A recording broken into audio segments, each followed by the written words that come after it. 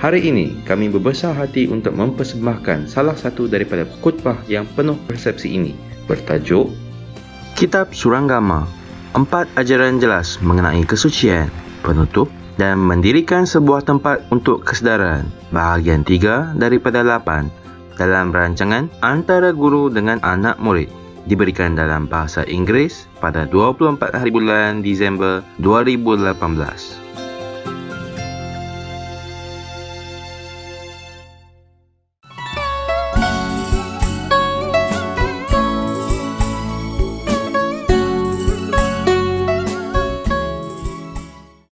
The Buddha continue. It is the invisible appearance atop the summit of the Third Come One. It is the spiritual mantra proclaimed by the Buddha of the unconditioned mind, who comes forth from the summit in a blaze of light and sits upon a jewel lotus flower. And now he's talking about Ananda's private life, a private connection with Manjusri, with that prostitute who almost corrupted him, and etc., etc. So I cut that off. Oh, you want to listen as well? I just talk about the precept here, okay? All right. Never mind. I just read it to you. What is more, your past lives with Mataji's daughter accumulated kalpas of causes and conditions. Your habits of fondness and emotional love go back not just one life, nor even just one kalpa. Yet, as soon as I proclaimed it, she was free forever from the affection in her heart and accomplished a hardship. There was a prostitute who was very, very infatuated with Ananda, because he looked very handsome, supposed to. And she always tried to seduce him. And one time, Ananda has to go through her area, her house, in order to go for alms. And he has to go to her house to beg for alms.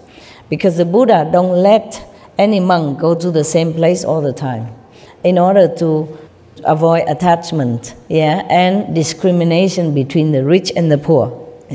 Because Ananda sometime before that, he always went to the poor people to beg for alms, because he think like this he can give merit to the poor, because the poor people need more merit than the rich. Therefore Buddha said, no, you don't do that. You just go every house with the same love, with the same blessing.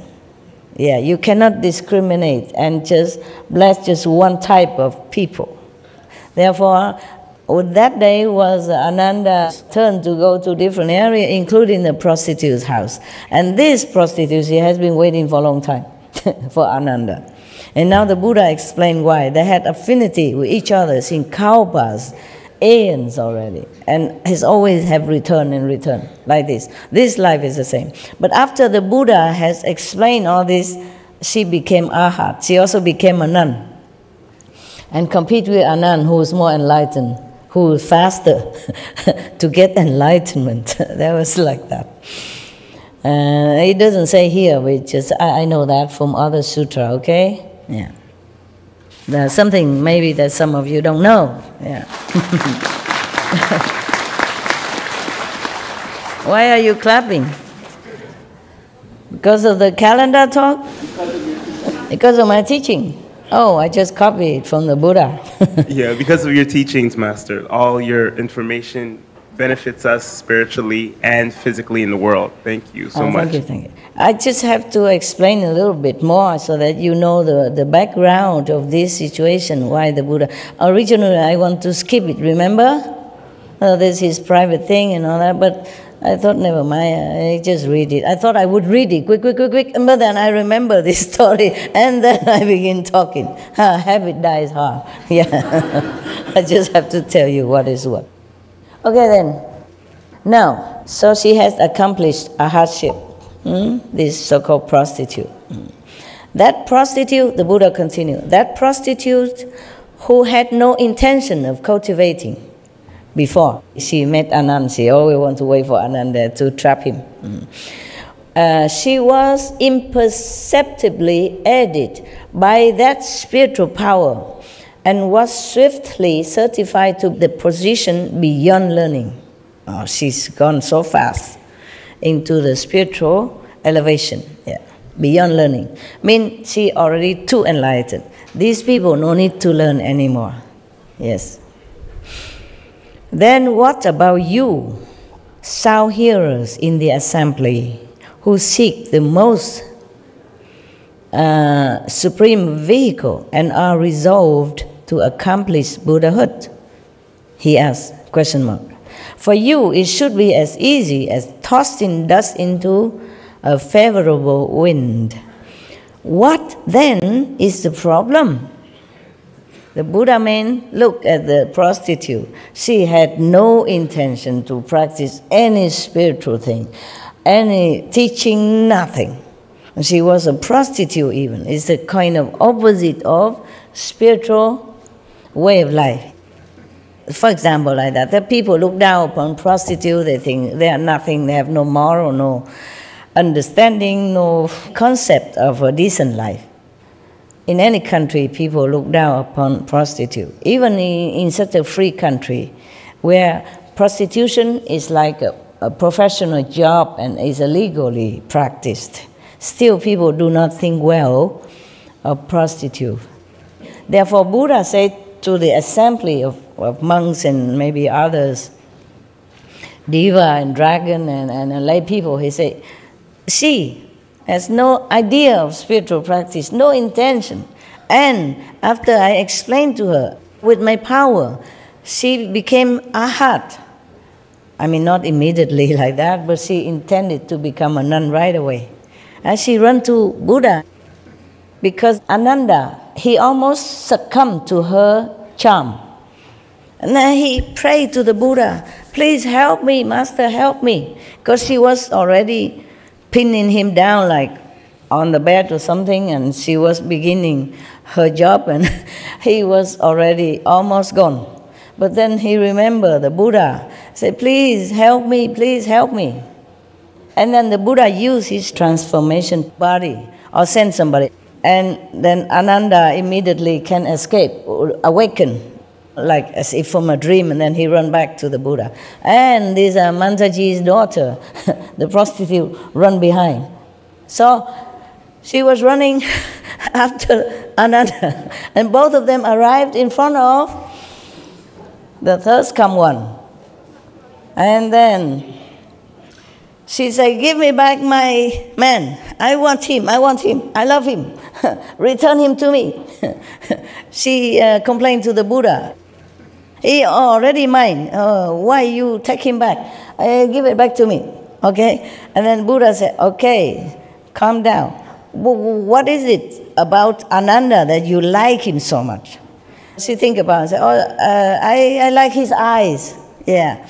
She couldn't say anything. It's too much in love, too much, very already too intoxicated in her physical desire and love for Ananda. This is because of karma in the past lives. You see that? Okay? She cannot help herself. She cannot. Of all the men that she knew in the past, and that up to that moment, she cared about nobody. Prostitutes, they do business. They don't fall in love, nothing. But only Ananda she likes. And whom she's in love with? A monk. That's the problem. So she said to the Buddha, I love Ananda's eyes. He said, oh no, these eyes, it's full of, ugly things that come out. The white stuff sometimes come out, the tears running down. And if he's sick, all these pus coming out, you don't want his eyes. So she said, I like his nose. She said, I love his nose. Because the Buddha asked, what's the reason you like him? What is it about him? I said, I love his nose now. He said, no, you don't want, there's all kind of things that coming out, when he blow the nose, this sticky stuff, ugly, you don't want like that. And then she said, I like his mouth. Then the Buddha also continued to tell her that, oh, no, you don't want. There's all this, phlegm coming out sometime, and then the saliva is full of germs in the earth. No, this is the thing that you should not like. And continue further, until she has no more reason to like him. Yeah, the ears and whatever. She said the Buddha just flattened it out for her. Then after a while, then she realizes it is not truly a favorable thing, this kind of physical, sexual love. So, okay, then she asked the Buddha to accept her as a disciple. She awakened, and then to become a nun even. And after that, she became arhat in no time. She competed with Anand to see who is faster become arhat. And she became first before him, supposed to. Yeah. Yeah, all right.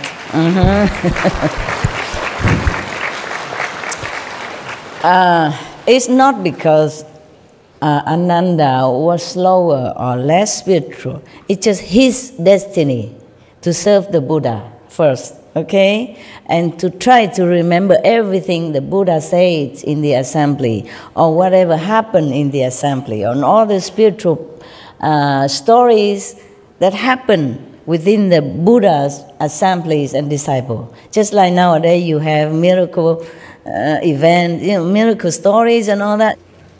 Before there was no record player, yeah?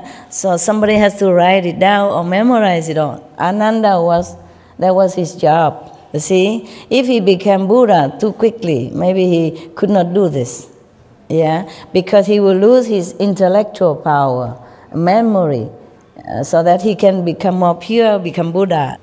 So he has to continue to be so-called a little ignorant until after Buddha passed away.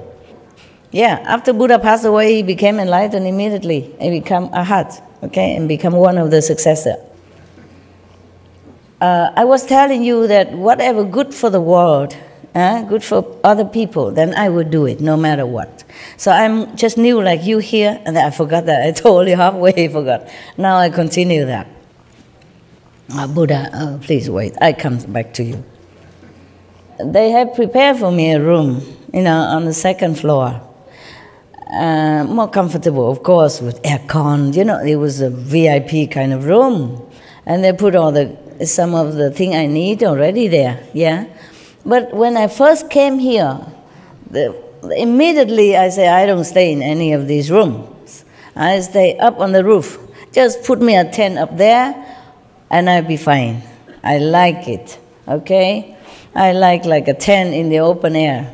And put me a kitchenette there with something in case I need to have sometimes I don't like solid food, I just want to cook a little soup, rice soup or something. So that's what I did. But then they continue working until before we begin our retreat. So I had to put up with the second floor of the room, okay? And then it becomes so comfortable.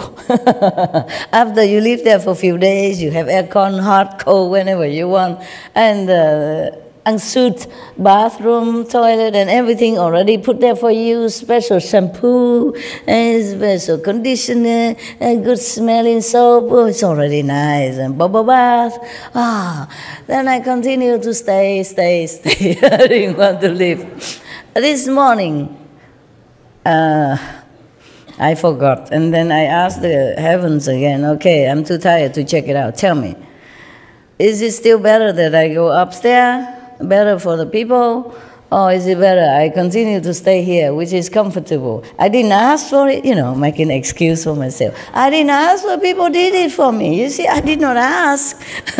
So is that maybe heaven's will that I should stay here? Comfort. Because upstairs on the roof only a tent, a big tent, with a table, to work. It's actually like like an office, and a sofa, okay? No aircon, just maybe a heater, small one, or empty, okay? And later on, I came back and I saw the mosquito screen all around. It's like a room again. I said, oh no, terrible. I don't want that. I just want a tent, Okay, and all around empty. I like that. It's not like screen all in with door and all that. Even though it's just a mosquito door, I don't like it. And this is one more excuse for me to continue to stay in the comfortable aircon. Already made all the clothes, beautiful hanging. Easy for me to do anything. So easy. So another excuse to stay. That's why I keep staying a few more days, and I didn't think about the roof anymore. Besides, they took away all my kitchenette stuff. Another excuse, okay? What should I do up there? I don't have anything to cook. No pan, no pot, no cooking stoves, no bowls, no spoon. I keep listing it, you know? You see that? I have nothing. Yeah, our minds like comfort, yeah? Even I like comfort, yeah? Especially when you're older, you know?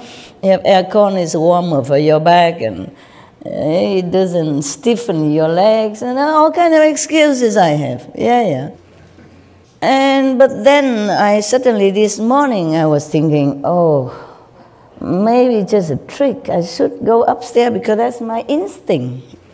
The first day I came, I said, I don't stay in any rooms. The room has been slept in by people and used for years, you know, decades already. I should not stay there, even though I throw all the beds out already. Just have a new sofa in and office, a table and all the office stuff or document to work.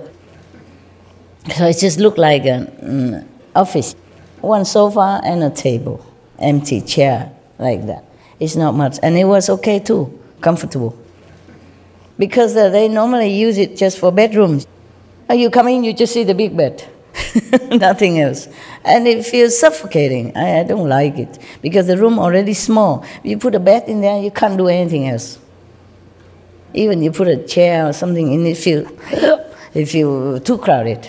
So I throw all the beds out anyway already, and it's more comfortable. But this morning, suddenly, I wake up and say, oh no, maybe it's not too good to continue to stay here, because I feel too relaxed. It's a relaxing room. It's a rest area, and my mind will not be set on working. It's the atmosphere in the bedroom is always make you feel relaxed and want to sleep, rest, you know. Especially when I didn't ask for it, you know. Maybe heaven's will, you know. This morning I asked, I said, okay, I'm too lazy to move again, all my things upstairs again. But okay, what is better for my work, okay, for the world? And they say, move, leave this room. I said, what, really? Repeat again. So they say, leave the room. It's better, okay, better for you, my work, yeah? So immediately I left, immediately, at that minute. Yeah, I don't want to further arguing with my mind. I know it is the right thing. It's my first impression anyway, and I wanted to do that. My tent is still up there, okay? And so I move whatever necessary. I couldn't move the whole thing yet because there are clothing. And, but I moved the symbolic of work, like computer, yeah, telephone, bathroom stuff, you know, toothbrush and stuff like that, and a blanket, yeah. So that is already a symbol of my new life, a new area. It's all the necessity, and there's some clothes, yeah. So it's okay. The mind can trick you for comfort. I really felt very comfortable in that room. Often I can't sleep very well, but in that room I sleep so well and I feel peaceful there. That's why I didn't want to leave. I thought it's heaven's will. Blaming it on heaven. It's not true. Sometimes the comfortable place doesn't mean a good place, okay? You might not have peace at the end. Not peace within yourself only, but peace with other coordinating people. If you stay in one bedroom, for example, and to work from your bedroom, if you have no choice, then you have to. But if you have choice, you should separate your work and your sleeping area. Now, feng shui-wise, it's like that. Because your sleeping area is your sleeping area. And if you work from there, people don't cooperate with you. It's just naturally. because you order from your bedroom. Your bedroom is supposed to be your sleeping area, resting area. It's not for working. So at home, if you don't have more room, you have to put aside one corner for working, okay? Yeah, and when you finish work, you just shut that down. And if you can, you put a curtain or something, okay? Put something separate or some plants so that you have more efficiency in your work. There are more of this kind of cooperation between colleagues. Of course, I was too comfortable. I even forgot about feng shui or whatever shui that was. I just feel so good. Sleep well, eat good. Oh, for a long time, for a change. I was really reluctant to leave. Imagine that. Supreme Master and all. Still like the bedroom. All right. But I moved immediately as long as heaven reminds me. For what purpose I was here? It's okay, just a few days. Good excuse. Yeah, take a rest. Okay, forgive me. Weakness of the body and mind. So I'm not always tough as you think, huh? I also love comfort. Yeah. And how you say, security. Yeah. In the second floor with the bedroom is more secure because there are iron doors, locked and everything. The roof don't have any like that. But I have tried to fix it so that I can lock from my side. Normally they put lock only from the inside. Okay? The roof's supposed to be the outside. So every door is locked from inside. Not on my side, the roof. So this day I moved up and I have tried nail this and that and making some arrangements so that I can lock from my side. Just so that I can feel a little bit psychological safety. I had to do that wherever I go, so that I feel peace of mind. Huh? Good. Now you know my secret, my attachment secret to the bed and comfortable and the aircon. Yeah. Now I have nothing, just a tent. No aircon up there. Yeah. What for you have an aircon? It's all open air anyway. The aircon will not work. But after a while, I get used to it also. You will not feel that cold. You'll be okay. Just put more clothes on then. Huh? If it's cold. It's good like that. So I can have more sympathy with you also, who lives in the outdoor tent and stuff like that. Huh? So I don't be too comfy and sleep.